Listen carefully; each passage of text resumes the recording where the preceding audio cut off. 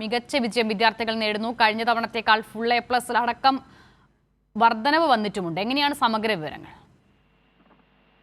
തീർച്ചയായും ഏതായാലും തുടർച്ചയായ മൂന്നാം തവണയും വിജയശതമാനം 99% മുകളിൽ എന്നുള്ളത് തന്നെയാണ് SSLC ഫലപ്രഖ്യാപനത്തിലെ ഏറ്റവും വലിയ ഹൈലൈറ്റ് എന്ന് പറയുന്നത്. ഇത്തവണ സൂചിപ്പിച്ചതുപോലെ തന്നെ 99.69% വിജയശതമാനം.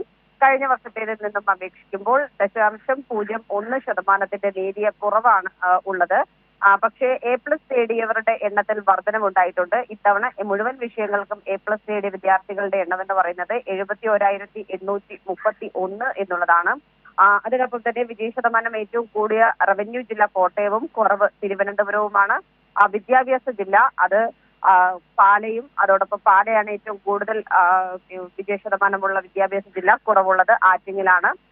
ഫുൾ A+കാരുടെ എണ്ണത്തിൽ ഏറ്റവും മുന്നിലുള്ളത് മലപ്പുറം ജില്ലയാണ് എന്നുള്ളതും മറ്റൊരു പ്രത്യേകതയാണ്. മലപ്പുറം ജില്ലയിലാണ് ഏറ്റവും കൂടുതൽ പേർ പരീക്ഷ എഴുതിയതും.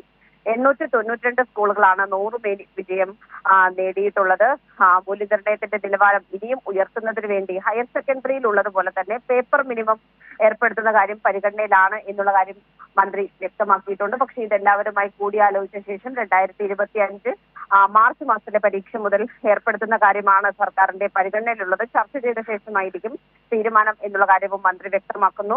ഒപ്പം തന്നെ എടുത്തു പറയേണ്ടത് +1 പ്രവേശനത്തിന്റെ കാര്യമാണ്. എല്ലാവർക്കും പ്രവേശനം ലഭിക്കുന്ന രീതിയിൽ നടപടിക്രമങ്ങൾ പൂർത്തിയാക്കിയിട്ടുണ്ട് എന്ന് തന്നെയാണ് വിദ്യാഭ്യാസ മന്ത്രി വ്യക്തമാക്കുന്നത്. ഒപ്പം തന്നെ SSLC പുനർമൂല്യനിർണ്ണയത്തിനും സൂക്ഷ്മ പരിശോധനയ്ക്കുമായി ഈ മാസം 9 മുതൽ 15 വരെ അപേക്ഷിക്കാം. പരീക്ഷകൾ നടക്കുക മെയ് മാസം 28 മുതൽ ജൂൺ 6 വരെയായിരിക്കും. അതിനൊപ്പം തന്നെ +1ന്റെ പ്രവേശന നടപടികൾ മെയ് 16 ആരംഭിക്കുകയും അത് എല്ലാ അലോട്ട്മെന്റുകളും സപ്ലിമെന്ററി അലോട്ട്മെന്റ് ഉൾപ്പെടെ പൂർത്തിയാക്കിക്കൊണ്ട് ജൂലൈ 31 അവസാനിപ്പിക്കുന്ന തരത്തിലാണ് കാര്യങ്ങൾ ക്രമീകരിച്ചിരിക്കുന്നത്. ശരി, 99.69% ഇത്തവണത്തെ SSLC വിജയ ശതമാനം. വിവരങ്ങൾ നൽകുകയായിരുന്നു ഷീജ.